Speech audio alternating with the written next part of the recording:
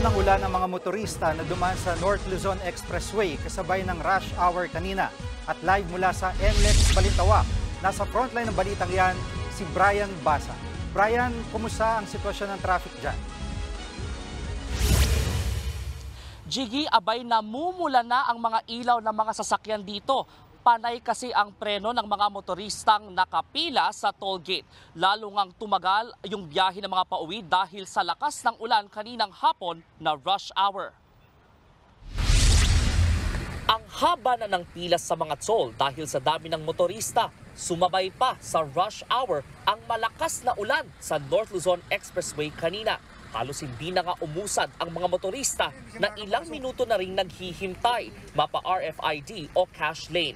Pero bago pa umulan, bumper to bumper na rin ang pila sa mga toll pasado alas 3 ng hapon. Huling araw na kasi ng pasok sa trabaho ngayong Holy Week kaya naghahabol makauwi ng probinsya. Si Chris, biyaheng Manawag, Pangasinan, nagpakabit muna siya ng RFID para iwas aberya sa biyahe. Sabi noon, meron dito sa mga gas station. So doon na rin, kaso nagbukas na kayon, so pumasok na rin kami dito para makabitan, para wala ng hassle papunta sa mga toll gates. Ganyan din ang ginawa ni Beverly na papunta namang Subic kasama ang asawa. Para mas mabilis kang makapass through dun sa haba kasi ng pila. Talaga yung time na pwede kaming mag-off.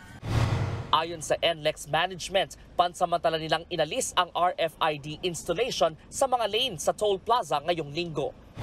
Mataas na po yung volume natin so we cannot afford na kasi it will add up to congestion po pagka nagdidikit po tayo sa lane. Nakikitang aabot sa 350,000 na motorista ang daraan sa tollway ngayong Holy Week. Mas marami sa 300,000 na average na volume ng sasakyan sa NLEX. Kung balak namang magpalagay ng RFID sticker, sabi ng NLEX sa mga installation station na dapat dumiretso, kabilang dyan ang Customer Service Center at gasolinahan.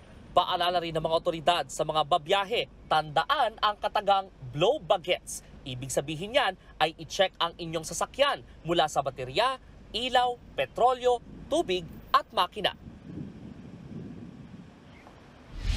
Sabi ng NLEX, posibleng humupa na ang traffic mamayang hating gabi at bibigat ulit sa Huwebes Santo simula alas 4 ng madaling araw. Gagaan ang trapiko sa Biyernes Santo at sa Sabado de Gloria muling bibigat ang traffic dahil sa pagbalik ng marami sa Metro Manila. Balik sa inyo.